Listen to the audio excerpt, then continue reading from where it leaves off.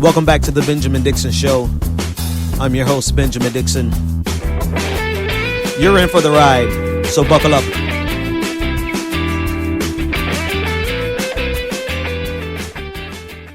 It's time for a serious conversation, America. When will black people finally understand that racism is over?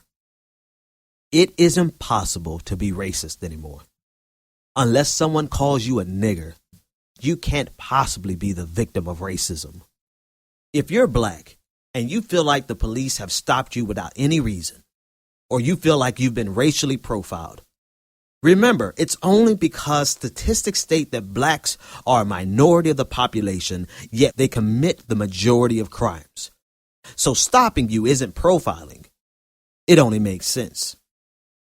Never mind the fact that peddling those statistics manipulates the larger story by starting the narrative in a convenient place, looking only at arrest rates with no consideration whatsoever for the factors that create the conditions that lead to crime. Never mind the fact that if you take those same studies and control them for economic strata, you will begin to see an evening out of crime across all races. But they're not being racially profiled. The police officers are only doing their job, right? Never mind the fact that those same statistics have been used over the last 100 years as a means of vilifying black people, so that no matter how far they go, no matter how much education they attain, or no matter how many achievements they accomplish, they are still seen through the lens of violent crime. That's not racial profiling. That's just America. So the police are only justified in treating them as criminals, even if it turns out that that is not the case. That couldn't possibly be an example of racism, could it? Because the police officers didn't call them niggers as they arrested them. Besides, calling you an effing animal, that's not racist. Calling you a savage, no, that's not racist. There is only one word in the American lexicon that is racist, and if they didn't use that on you, you couldn't possibly be the victim of racism. Forget about the sentiment behind these code words. That has nothing to do with determining whether it was racist or not. It's not racist when young black men, no matter how high they go, are considered thugs, while young white men who get in trouble with the law are misguided youth. It's not racist when hierarchical crime organizations in the black community are called gangs, but in the white community, they're called organized crime or the mafia. The fact that police officers see you as a potential criminal because of your skin color has nothing to do with racism. Did they call you a nigger? Well, then, there was no racism. Because racism has been defined as a word and no longer as the racially biased actions of people in authority who have the ability to systematically target you, racism no longer exists in America. And all people need to do is to be sure never to use the single racist word. Never mind their actions or their intent. As long as they don't call you a nigger, they are not racist. And let's not forget, racism is now defined as someone saying anything against a person of a different race. So now everybody is guilty of racism, regardless of their ability to impact your lives or whether they have the authority or power to systemically target you. Actions can be ignored in this world because words are the focus. And so long as they did not call you a nigger, nothing that they do to you can be racist, right?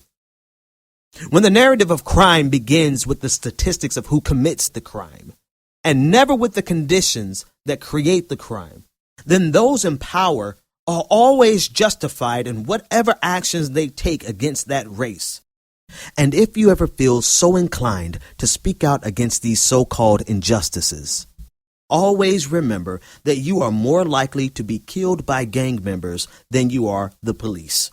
Even though you've never lived in the hood, you worked hard to get whatever education you have. The only gang members you've ever seen were on the show The Wire, and the only real threat to you in your neighborhood is being seen as a criminal by the police or your neighbors. Dismissing your experiences because you're not the average black person in exchange for the narrative of the biased statistics isn't a form of racism in itself. That's just America. So now, the police are justified in shooting young black boys carrying around toy guns because statistics say that there's a possibility that they were criminals anyway. It's no longer possible for the police to be racist, even though they would give a white man 10 to 30 minutes of negotiation time before shooting them with beanbags. But they will only give a young black boy, 12-year-old Tamir Rice, 2 seconds before they shoot him and execute him with live bullets. That's not racism. That's just America. Cops cannot be wrong when it comes to blacks because blacks are statistically more violent. And even when police officers are wrong, why can't black people just learn to be respectful to the police? Who cares whether or not Professor Henry Louis Gates owned the home the police accused him of breaking into? Professor Gates should have been more neighborly. And he should have been more respectful to the police officers, even though the police officers were trying to take him out of his home. Black people need to understand something. You can't get angry when injustices occur or when you feel that the police have treated you unfairly. Then you just look like an angry black man or an angry black woman. And then they have the right to arrest you for resisting, even in your own home, even when they are wrong. That's not racism, though. That's just America. And we all know how much black men just love trying to grab police officers' guns.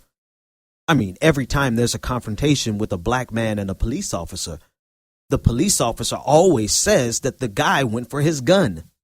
By now, you would think that they would know grabbing for a police officer's gun is bad for their health.